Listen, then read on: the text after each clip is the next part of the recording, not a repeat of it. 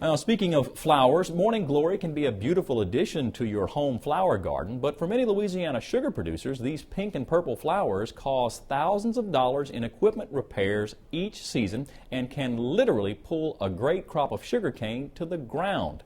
As this week in Louisiana Agriculture's A.J. SABINE shows us, environmental activists have now launched a campaign of fear that threatens to take away the one tool farmers have used to control morning glory for the last 50 years. John Gay thumbs his iPhone on his sugar plantation south of Plaquemine. It's planting season. John should be concentrating on getting next year's crop in the ground, but he's distracted by spurious attacks on atrazine, a herbicide he relies on that protects his sugarcane from morning glory. Environmental activists claim atrazine, the most studied herbicide in history, is unsafe. Gay says the herbicide is a safe, affordable tool which has become a target for radicals. This chemical has been studied for years, extensively, and has gone through so many reviews that its safety is just unquestionable by reasonable scientific processes.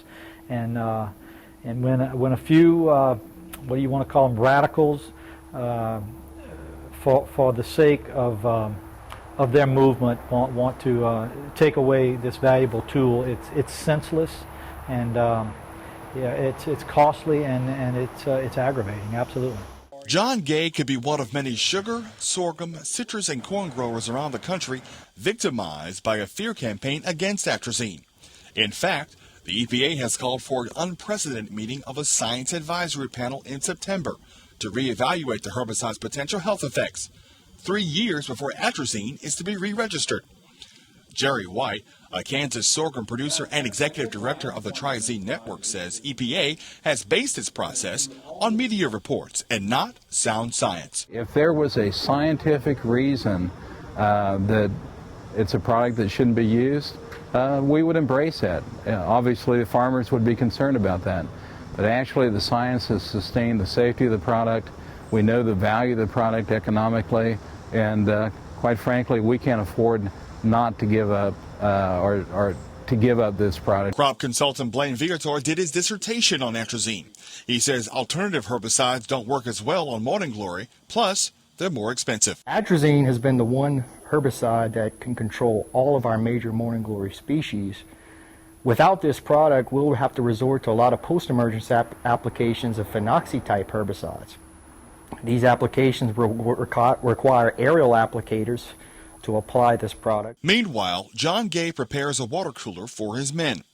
As a lifelong steward of his 2,600 acres, Gay has never questioned the safety of atrazine on his farm or in his water. We are supplied with water from the public utility that is pulled from the Grand Bayou a few miles from here, and it's treated and it's put into the water supply. I drink it, and certainly there is runoff from fields north of here that flow into Grand Bayou, and atrazine is applied to those fields. I'm not concerned about that, and I know that it's being carefully monitored. I know that farmers are using it with respect and care for the environment. In June of 2006, the EPA has unequivocally concluded that atrazine posed no harm that would result to the general U.S. population or identifiable subgroups of consumers. In Greensboro, North Carolina, I'm A.J. SABINE for This Week in Louisiana Agriculture.